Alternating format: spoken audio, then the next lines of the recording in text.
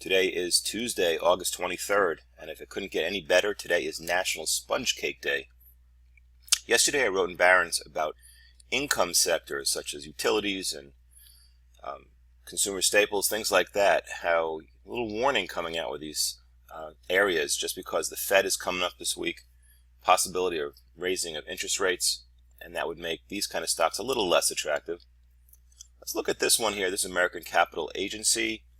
It is a mortgage REIT, and it's got a pretty super high dividend yield. And what we see here is a stock that's rising all year, looks pretty decent, it's above its 50-day average. Or is it?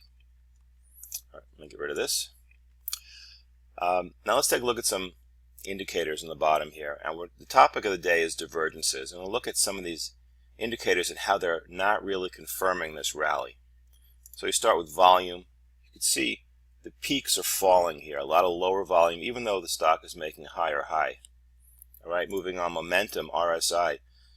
Not officially a bearish divergence because it didn't get overbought, but you still have momentum that is kind of waning, going back to neutral. On balance volume, flat.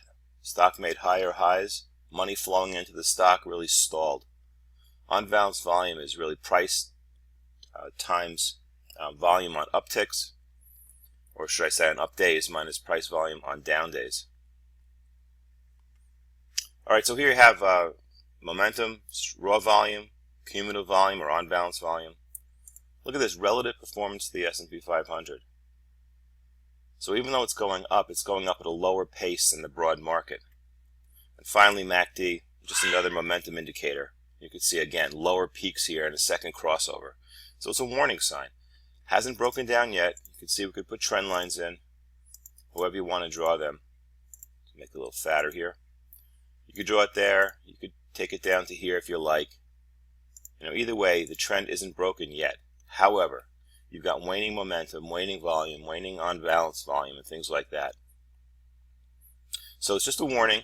High dividend stocks, a little less attractive than they were maybe a couple weeks ago. And just keep an eye on that as we get closer to Friday's Fed latest proclamation.